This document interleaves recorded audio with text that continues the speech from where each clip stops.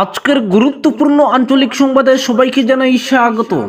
আজকের সকালের বিশেষ বিশেষ খবর হলো বদরুদ্দিন আজমল আর মুসলিমদের মসিহা নন, বিজেপি শক্তিই সাম্রাজ্যে ধস। ধুবড়িতে কংগ্রেসমুখী ব্যাপক ঢেউয়ে ভোট ব্যাংকে দশ, ভোটের ফল দেখে দশ নামতে পারে এআইইউডিএফে, দল ছাড়ার প্রস্তুতি কয়েকজন বিধায়কের, সম্ভাব্য বিপর্যয়ের জন্য কাঠগোড়ায় বিধায়ক করিম উদ্দিনও। ধুবড়িতে আজমলের পরাজয় কামনা করছে মুসলিম সমাজ। ভোট পর্বে মুসলিম সমাজের উঁচু তোলার সচেতন ব্যক্তি থেকে শুরু করে বরাক ব্রহ্মপুত্রের সাধারণ মানুষ যার সঙ্গেই কথা হয়েছে, সবার মুখেই এক কথা, আজমল সাম্রাজ্যের পতন জরুরি। ধুবড়িতে কংগ্রেসের জয় চান সকলে, কিন্তু রাজনৈতিক দল খুলে মাত্র 18 বছরের মধ্যেই যিনি আসামের মুসলিমদের মসিহা হয়ে উঠেছিলেন, হঠাৎ করে এমন কি ঘটল যে আজমলের উপর বিরাজবাদন বরাক ব্রহ্মপুত্রের মুসলিম সমাজ। ধুবড়িতে বুট সেরে গুয়াহাটি ফিরে আসা দুই এআইইউডিএফ বিধায়কের সঙ্গে কথা হচ্ছিল। তাদের স্পষ্ট মত, এআইইউডিএফ নিঃশেষ না হলে আসামে সরকারের পতন ঘটানো সম্ভব নয়। এটা রক্তে ঢুকে গেছে মুসলিমদের। বিজেপি, বিশেষ করে মুখ্যমন্ত্রী হিমন্ত বিশ্ব শর্মার সঙ্গে আমাদের নেতৃত্বের গোপন বোঝাপড়ার খবর এখন আর গোপন নয়, ফলে কংগ্রেসমুখী হয়েছেন মুসলিমরা। করিমগঞ্জ, নগাঁওয়ে যে দৃশ্য দেখা গেছে, ধুবড়িতেও একই পরিবেশ তৈরি হয়েছিল ভোটের প্রাক্কালে। তাই শেষ পর্যন্ত আজমল হারলে এর কারণ হবে বিজেপির সঙ্গে গোপন সখ্য। 2006 সালের বিধানসভা ভোটের মাস 6 আগে কংগ্রেসের সঙ্গে সম্পর্ক ত্যাগ করে ইউডিএফ এর জন্ম দেন বদরুদ্দিন আজমল। গুড়ায় মুসলিম সমাজের বিশাল সমর্থনও পান। 18 জন বিধায়ক নিয়ে একসময় বিধানসভায় দ্বিতীয় বৃহত্তম দলের মর্যাদাও পায় আজমলের দল। তবে গত কয়েক বছর ধরে জনসমর্থন কম ছিল এআইইউডিএফের, কিন্তু সদ্য রাজ্যসভা ভোট, রাষ্ট্রপতি নির্বাচন পেরিয়ে এসে আজমলের ভিতটাই এখন নড়বড়ে হয়ে গেছে। গোপন অভিসন্ধি কাল হয়েছে যেন।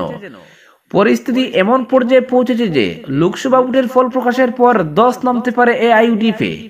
ফলাফল দেখে দল ছাড়তে প্রস্তুত হচ্ছেন কয়েকজন বিধায়ক। দিল্লিতে কংগ্রেস ক্ষমতায় এলে কংগ্রেসে, না হলে অগপয় যোগ দেওয়ার কথা গুরুত্ব দিয়ে ভাবছেন তারা।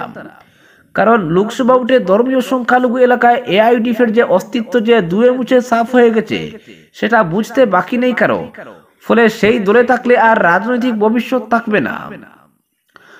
ধুবড়িতে আজমলের পরাজয়ের ছায়াও দেখতে শুরু করেছেন দলের বিধায়করাই। আজমলের সতীর্থ দুই বিধায়ক বলছিলেন, বিধানসভা কেন্দ্রের লোকদের কংগ্রেসমুখী ঢেউ এবার সামলানো যায়নি। ধুবড়ি লোকসভা কেন্দ্রের অধীনে রয়েছে 11টি বিধানসভা কেন্দ্র। এর মধ্যে 7 জন বিধায়কই এআইইউডিএফের, 4 জন কংগ্রেসের। তারপরও সেখানে কংগ্রেস জয়ী হলে তার জন্য একমাত্র কারণ হবে বিজেপির সঙ্গে মাখামাখি। এআইইউডিএফকে ভোট দিলে লাভান্বিত হয় বিজেপি, সেই ফর্মুলা মুখে মুখে ঘুরেছে। ধুবড়ির ভোট দেখে এসে ব্রহ্মপুত্র বরাকের দুই বিধায়ক হিসেব দিচ্ছিলেন হাফিজ বশির আহমেদ কাশ্মীর পূর্ব বিলাসীপাড়া, শামসুল হুদার পশ্চিম বিলাসীপাড়া, আমিনুল ইসলামের মানকাচর, মিজানুর রহমানের গৌরীপুর, নজরুল হকের ধুবড়ি কেন্দ্রে কার্যত 10 নেমেছে এআইইউডিএফে। বিধায়করা নিজেদের ঘর সামলাতে পারেননি। তুলনায় ভালো নতুন করে ধুবড়ি কেন্দ্রে অন্তর্ভুক্ত হওয়া বরপেটা জেলার চেঙ্গা, জনিয়া, বাগবর ইত্যাদি বিধানসভা কেন্দ্র, সেই কেন্দ্রগুলিতে কিছুটা ভোট পেয়েছে এআইইউডিএফ। লোকসভা ভোটে আজমলের দলের সম্ভাব্য বিপর্যয়ের পেছনে একটি নামও উঠে এসেছে প্রবলভাবে। তিনি সোনার বিধায়ক করিম উদ্দিন বড়ভূইয়া। নিজেদের বিধানসভা কেন্দ্রে ভোট কমার দায়ে সতীর্থ বিধায়করা কাঠগড়ায় তুলছেন তাকে। অভিযোগ অনুযায়ী মুখ্যমন্ত্রীর সঙ্গে তার মাধ্যমে সম্পর্ক থাকে আজমলের। গোপনে বিভিন্ন সমঝোতাও হয় তার মাধ্যমে। করিমগঞ্জ, হাইলাকান্দি জেলায় ভোটের প্রচারে একে 47 হাতে দেখা পরিষেবা নিরাপত্তা বুহ এসকর্ট নিয়ে ঘুরতে দেখা গেছে করিম উদ্দিনকে। ফলে সরকারি পৃষ্ঠপোষকতা যে রয়েছে তার সঙ্গে সেটা বুঝতে বাকি থাকেনি সাধারণ লোকদেরও। তাই করিমগঞ্জ, হাইলাকান্দি জেলার সংখ্যালঘু অধ্যুষিত বিভিন্ন স্থানে গণরোষের মুখোমুখি হতে হচ্ছে সোনার বিধায়ককে। মুর্দাবাদ দলীয় দেওয়া হয় কোথাও কোথাও। মানুষের গুরুতর অভিযোগ, বিজেপিকে সুবিধা করে দেওয়ার চেষ্টা করেছেন করিম উদ্দিন। ফলে তার ভোটের প্রচার সহ্য হয়নি মুসলিম জনগণের। একই আক্ষেপ শোনা গেছে তার সতীর্থ দুই বিধায়কের মুখেও। করিম উদ্দিনই দলটাকে শেষ করে দিলেন। বিজেপির সঙ্গে গোপন সমঝোতার যে বদনাম রয়েছে আমাদের দলের, তার জন্য দায়ী একমাত্র তিনি। আজমলকেও নানাভাবে বুঝান তিনি। আজমলও তাকে অগাধ বিশ্বাস করেন। ভোটে দলের অবস্থা যে খারাপ হতে যাচ্ছে সেটা বারবার বলেছি আমরা, কিন্তু করিম উদ্দিনই বলে আসছিলেন ভালো হবে ফলাফল, কিন্তু ফল কি হবে সকলেই বুঝে গেছেন এখন। অপরদিকে মার্কশিট থেকে মুছে গেল অ্যাবসেন্ট আতঙ্ক, স্বস্তি 34 পরীক্ষার্থীর। ওয়েবসাইটে রেজাল্ট আপডেট করছে কাউন্সিল, এখনো উদ্বেগে শতাধিক পরীক্ষার্থী। Gurucharan college, Holy Cross higher secondary school, Ramanuj junior college সহ বিভিন্ন প্রতিষ্ঠানের প্রায় 1.5 শতাধিক পরীক্ষার্থী পরীক্ষা বসলেও মার্কশিটে দেখা যায় অ্যাবসেন্ট। স্বাভাবিকভাবেই তাদের রেজাল্ট নিয়ে চরম অনিশ্চয়তায় হাহাকার সৃষ্টি হয় পরীক্ষার্থী ও অভিভাবক মহলে। 24 ঘন্টা পর শুক্রবার বিকেলে সেই উদ্বেগ ও উৎকণ্ঠার আংশিক অবসান হয়। জেলার 1.5 শতাধিক পড়ুয়ার মার্কশিটে অ্যাবসেন্ট চিহ্ন থাকলেও মাত্র 34 পরীক্ষার্থী পেয়েছে স্বস্তি। তাদের মার্কশিট থেকে মুছে গেছে অ্যাবসেন্ট চিহ্নটি, ভেসে উঠেছে সংশ্লিষ্ট বিষয়ে প্রাপ্ত নম্বরও। এই 34 পরীক্ষার্থী শিলচরের রামানুজ গুপ্ত জুনিয়র কলেজের। মার্কশিটে ইংরেজি বিষয়ে প্রাপ্ত নম্বর যোগ হতেই 34 পরীক্ষার্থীর মধ্যে প্রথম বিভাগে উত্তীর্ণ হয়েছে 24, দ্বিতীয় বিভাগে 8, তৃতীয় বিভাগে 1 এবং 1 পরীক্ষার্থী অনুত্তীর্ণ হয়েছে। তবে এখন অবধি এই কলেজের 2 পরীক্ষার্থীর মার্কশিটে রয়ে গেছে অ্যাবসেন্ট আতঙ্ক। গুরুচরণ কলেজ এবং হলিক্রস হায়ার সেকেন্ডারি স্কুল সহ অন্যান্য প্রতিষ্ঠানের অ্যাবসেন্ট আতঙ্কের এখনো হয়নি অবসান। প্রতিষ্ঠান দুটির কর্তৃপক্ষের সঙ্গে যোগাযোগ করেও পাওয়া যায়নি তথ্যমতে। গুরুচরণ কলেজে প্রায় 60 এবং হলিক্রস স্কুলের 23 পরীক্ষার্থীর মার্কশিটে অ্যাবসেন্ট। শুক্রবার বিকেলে আসাম হায়ার সেকেন্ডারি এডুকেশন কাউন্সিলের ওয়েবসাইটে আপডেট রেজাল্ট পাওয়ার পর রামানুজ গুপ্ত জুনিয়র কলেজের বিজ্ঞান শাখায় পাশের হার দাঁড়িয়েছে 94.28%। এবছর এই কলেজের বিজ্ঞান শাখায় পরীক্ষায় বসে 245 জন। এর মধ্যে প্রথম বিভাগে 145, দ্বিতীয় বিভাগে 78 এবং তৃতীয় বিভাগে 8 জন পাস করেছে। এর মধ্যে বিশ্বদীপনাথ গণিতে 99 পেয়ে রাজ্য সেরা হয়েছে। বিজ্ঞানে কলেজ টপার হয়েছে দীক্ষা ভট্টাচার্য, পেয়েছে 91% নম্বর। কলা শাখায় পাশের হার 97.2%। কলেজ টপার হয়েছে সিন্ধা ভট্টাচার্য, পেয়েছে 92%। বাণিজ্য শাখা এই কলেজে পাশের হার 96.9%। কলেজ টপার হয়েছে সম্ভবী দেব, পেয়েছে 92.4% নম্বর। এক বিবৃতিতে রামানুজ কলেজ কর্তৃপক্ষের পক্ষে বলা হয়েছে, মার্কশিটে অ্যাবসেন্ট বিষয়টি নিয়ে কাউন্সিলের সঙ্গে যোগাযোগ রক্ষা করে চলেছেন তারা। ইতিমধ্যে 34 পরীক্ষার্থীর অ্যাবসেন্ট বিষয়ের নিষ্পত্তি হয়েছে।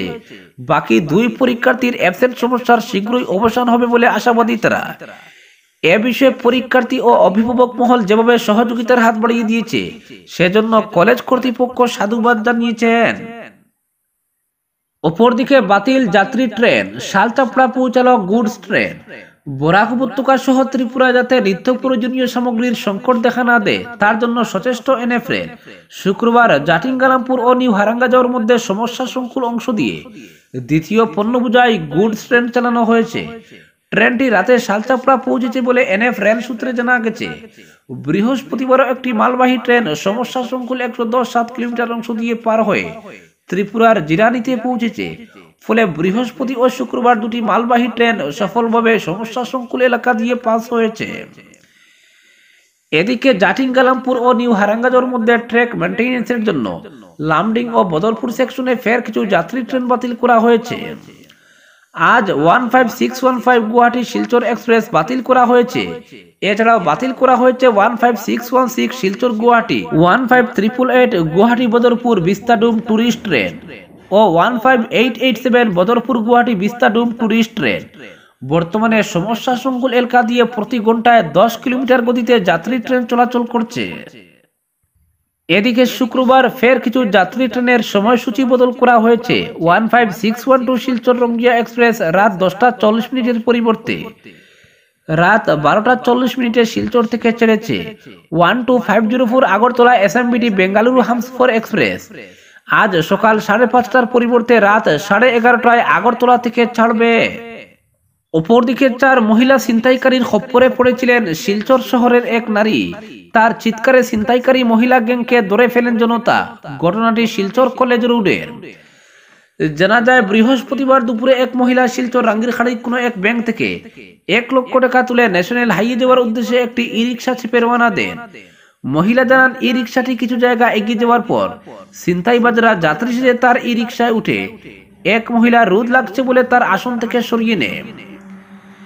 এই সুযোগে মহিলা শাড়ি দিয়ে ব্যাগটি ঢেকে দেয় এবং চেন খুলে সব বের করে নেয়, কিন্তু টাকা নেওয়ার সময় নিচে পড়ে যায়। তিনি পুরো বিষয়টি টের পাচ্ছিলেন বলে জানান। কলেজ রোড পৌঁছলে তিনি চিৎকার করেন।